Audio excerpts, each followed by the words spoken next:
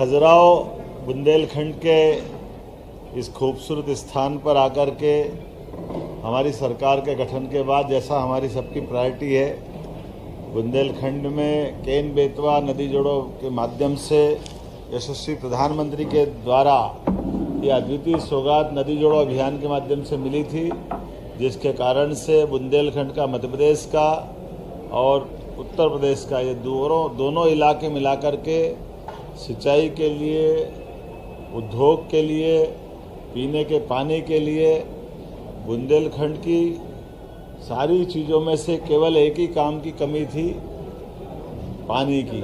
और हमारी सरकार ने नदी जोड़ो अभियान के माध्यम से देश भर में नंबर 1 का स्थान बनाया। जब हम राजस्थान, उत्तर प्रदेश, महाराष्ट्र सभी के साथ नदी जोड़ो अभियान में सबसे आगे निकले और यशस्वी प्रधानमंत्री ने नदी जोड़ो अभियान के लिए 90% की ग्रांट दे करके हमारे पूरे क्षेत्र के लिए सभी तरह से,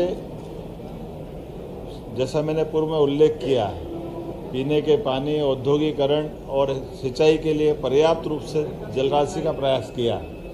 साथ ही साथ बुंदेलखंड को लेकर के हमने अपने इस स्थान पर टूरिज्म को भी बढ़ावा देने के लिए, आपको उल्लेख होगा कि ये ओबेरॉय ग्रुप के माध्यम से पूरे देश का सर्वश्रेष्ठ एक ऐतिहासिक किले के रूप में जो प्रॉपर्टी थी, आज वो अपना एक विशेष स्थान बनाते हुए हमारे पन्ना रिजर्व टाइगर और साथ ही साथ पर्यटन के बाकी गतिविधि चलाने के लिए ये अद्भुत स्थान बना है।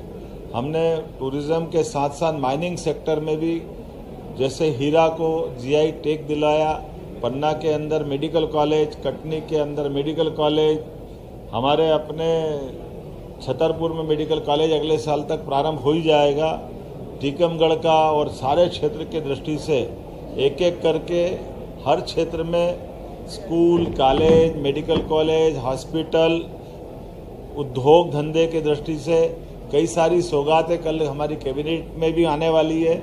और आज दिन भर हमने हमारी सरकार के कई महत्वपूर्ण विभागों के समीक्षाओं का कार्यक्रम या क्रम जारी रखा, जिसमें बीते 2 वर्ष के काम के समीक्षा करते हुए आने वाले 3 वर्ष के भी कामों के बलबूते पर सरकार के माध्यम से हम बुंदेलखंड और प्रदेश की क्या सेवा कर सकें, ऐसे कई कामों को लेकर आए। ये कन्वेंशन हॉल का उपयोग प्रॉपर तरीके से शासन के साथ सामाजिक स्तर पे सभी प्रकार से इसके बेहतर उपयोग हो, इसलिए पर्यटन विकास निगम को पुनः दिलवा करके इसकी सुविधा के साथ साथ ये हमारा क्षेत्र कैसे आगे बढ़े, इस पे हम काम कर रहे हैं। आज हमने यहाँ खजुराहो में जनजाति जाति विभाग, स्थानीय शासन विभाग, टेक्निकल और एजुकेशन के साथ ऐसे कई प्रकार के अलग अलग विभागों की भी समीक्षा की है और हमारे अपने वरिष्ठ मंत्रियों के साथ उनके विभागों के भी कई दूरदर्शी निर्णय लेने का प्रयास किया है। हम सब उम्मीद करते हैं कि माननीय प्रधानमंत्री के नेतृत्व में जिस प्रकार से देश आगे बढ़ रहा है, मध्य प्रदेश भी नंबर 1 का राज्य बने, इस दिशा में काम कर रहे हैं। और ये जो हमारा प्रयोग हो रहा है कि हम अलग अलग क्षेत्र के विकास की दृष्टि से कैबिनेट भी वहीं जाके करें ताकि उस क्षेत्र को भी लाभ मिले। और इसी आधार पर यह बुंदेलखंड में पहली बार खजुराहो में कैबिनेट करने का निर्णय किया है।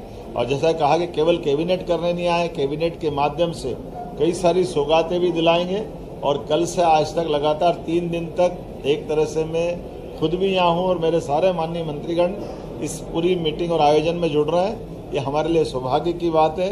मैं अपनी ओर से एक बार फिर आप सबका स्वागत करता हूँ और जनता के माध्यम से हमारी सरकार को जो सहारा संबल मिला था माननीय प्रधानमंत्री के नेतृत्व में, हम सब जन कल्याणकारी कामों में लगातार लगे रहें, इसी भावना के साथ। ये मैंने पूर्व में भी कहा कि हमने 2 साल के कामों की समीक्षा और आने वाले 3 साल के टारगेट तय करने का निर्णय किया और इसीलिए अलग अलग मंत्रियों से विभागवार चर्चा करने का दौर प्रारंभ किया।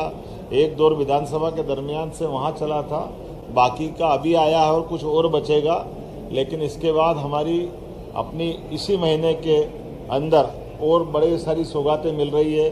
उदाहरण के लिए 21 तारीख को भोपाल में मेट्रो ट्रेन और कई विकास की सौगात भोपाल में दिलाएंगे। 13 और 14 तारीख के दिन इंदौर और भोपाल में कुछ अलग अलग कार्यक्रम होने वाले हैं। 25 तारीख को अटल जी की जन्म शताब्दी के समापन के साथ हम लगभग 2 लाख करोड़ के अलग अलग उद्योग के भूमि पूजन लोकार्पण के काम संपन्न करने वाले हैं। ऐसे सिलसिले लगातार चलते रहेंगे। पूरा महीना ये हमारा इसी प्रकार से निकलने वाला है। अगले साल की प्लानिंग भी हम लोगों ने तैयार कर ली है।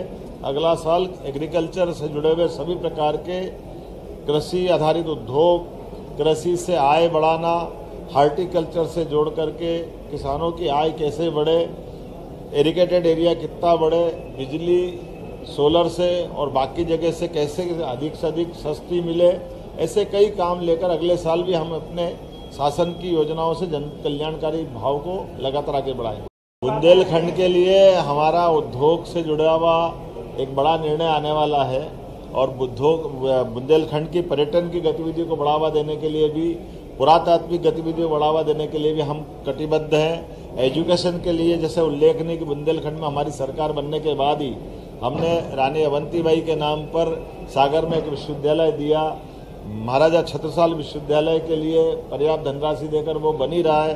पीएम एक्सीलेंस कॉलेज बन रहा है। सभी प्रकार के तकनीकी रूप से दक्ष विद्यार्थियों को रोजगार मिले, इस दिशा में भी हम काम कर रहे हैं। कल और विस्तार से बात करेंगे। बहुत धन्यवाद।